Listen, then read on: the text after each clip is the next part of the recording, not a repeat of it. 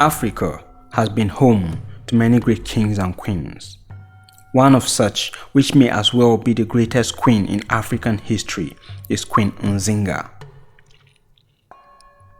The warrior queen came to be known for standing up to the colonialists and for her great military tactics, diplomacy, skills, and intelligence. Here is her story, a story that will make anyone respect the greatness of the African woman. Queen Nzinga was born into the royal Mbundu family in the early 16th century. She grew up amidst political intrigue and the looming threat of Portuguese colonization. At the time, the Portuguese were already in control of other places close by, including Mozambique and Cape Verde.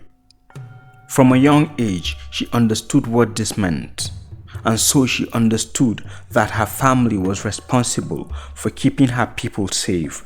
So she took this task serious, always learning how she could make herself better. Nzinga began learning the art of diplomacy and the harsh realities of war as a little girl under her father, Ngola Kilaunji Mbande, who had her as his favorite child. As she witnessed the encroachment on her people's land and the exploitation of her kingdom's resources, Nzinga knew she had to protect her heritage at all costs. She vowed that was what she would do. Following her father's death, her brother Ngola Mbandi ascended the throne as the king of Ndongo. The reign of her brother began in a brutal manner because he wanted to hold power at all costs and have no opposition or anyone as threat. And so he killed many of his rivals and anyone he considered would later lay claim to the throne, including his brother and other family members. He only managed to spare the life of Nzinga and her two sisters after they were sterilized so that they would never have kids, believing that women were no threats to him unless they had sons. Unfortunately for Nzinga, she had a son whom she had given birth to not long ago. Her brother killed the little child. Nzinga knew her life was not safe with her brother on the throne, and so she fled to the kingdom of Matamba. In her new home, Nzinga built her reputation as a great leader both on and off the battlefield. Back home, her brother was so much under pressure as the Portuguese were now closing in and high-profile individuals were being kidnapped. With nowhere to turn, Ngola Mbande knew it was time for him to turn back to the one single person who could help him, Nzinga. He invited her to serve as his ambassador to the Portuguese Angolan capital of Luanda. Her entry to the capital was nothing short of majestic and sensational. While most other nobles would dress in Portuguese attires, she rather chose to dress flamboyantly in her traditional clothing. Her message was clear: she was not going to bow down to the colonialists. Her journey to Luanda was to have a meeting with Governor João Correia de Sousa. The Portuguese tried to humiliate her by having her sit on the floor while he perched on a velvet chair. Nzinga shocked him when, instead of sitting on the floor, she ordered a female attendant to get down on her hands and knees, and the queen sat on her the entire time. During the meeting, she was calm and patient, agreeing to almost all the demands of the colonialists, making her own demands too.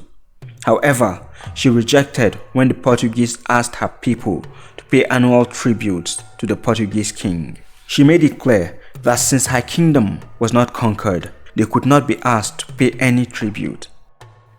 She proposed to the governor that what she was willing to do was to convert to Christianity, since the reason why the Europeans invaded Africa, as they claim, was to save souls. Held in a tight corner, the governor agreed, and that was how it was settled. She was baptized and took the name Ana de Sousa after her godparents, Ana de Silva, whose family she stayed with during the negotiation, and Governor de Sousa. The baptism wasn't enough to keep the Portuguese off as the threat continued, forcing Ngola Mbande and the Ndongo court to flee from the capital of Cabasa. The Portuguese wanted the king to also be baptized, but Nzinga advised him not to give in, and so he remained in exile. Before his death, Ngola Mbande made it clear that he wanted his sister to succeed after he died. In 1624, the king died, and Nzinga succeeded him, making herself the leader and the spiritual heir of the Ndongo people.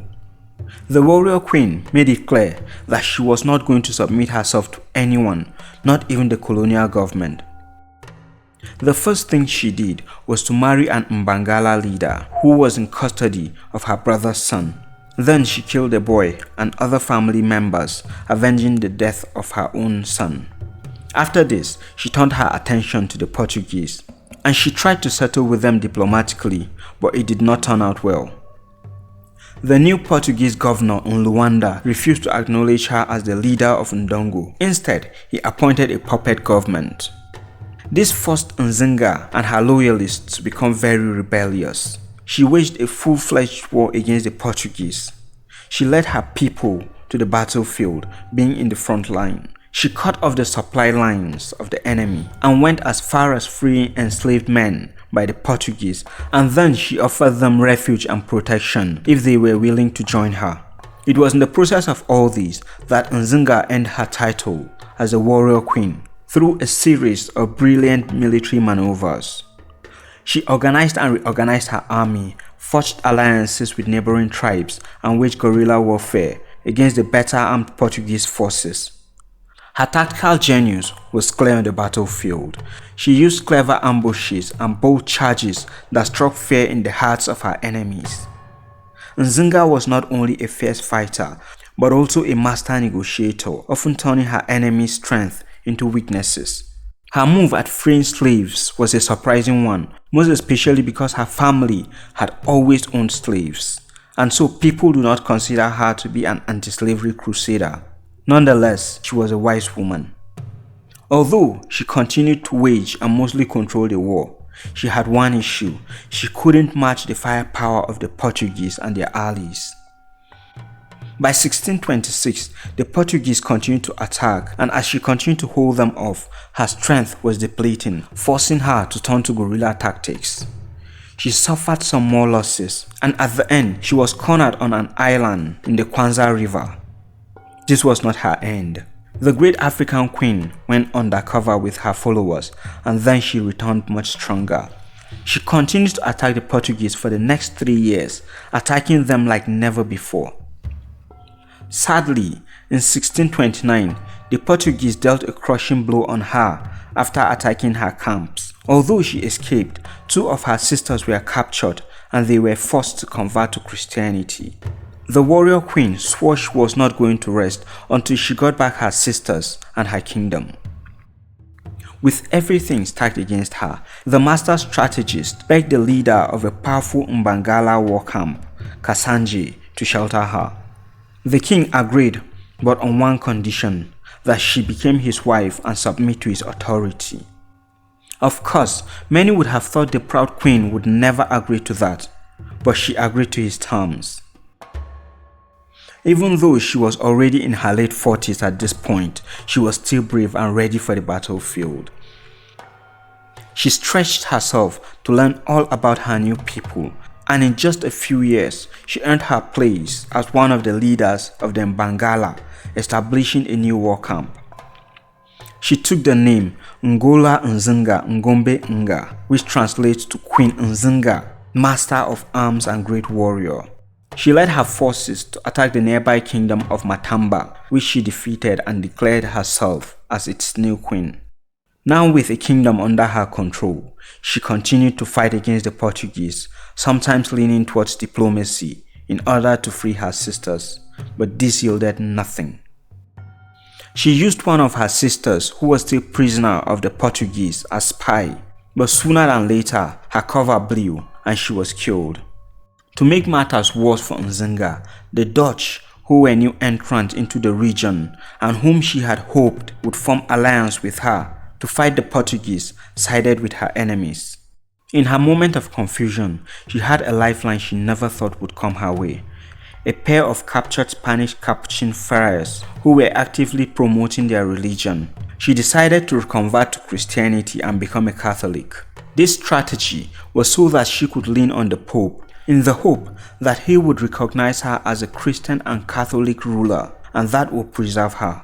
That was how she used the church to free her last remaining sister, who was a prisoner of the Portuguese for 27 years. At the time, she was still not able to get the recognition of Vatican, but she continued sending letters until 1660, when she was recognized by the Pope, who assured her he would always pray for her country.